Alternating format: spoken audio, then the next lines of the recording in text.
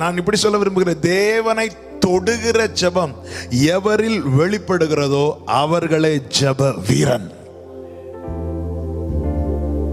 தானியேலை பாருங்க, தானியேல் ஜெபித்தான் ஜெபித்தான் ஜெபித்தான்.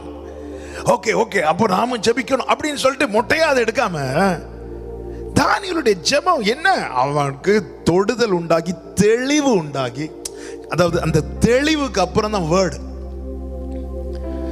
எலியாவை பார்த்தீங்களா, பெரிய இடி முழக்கம் வருது, பூமி எதிர்ச்சி வருது, அதுக்கெல்லாம் அப்புறம் தான் ஒரு மெல்லிய சத்தம், ஒரு தெளிவு உண்டாக்குன பிறகு ரேமா.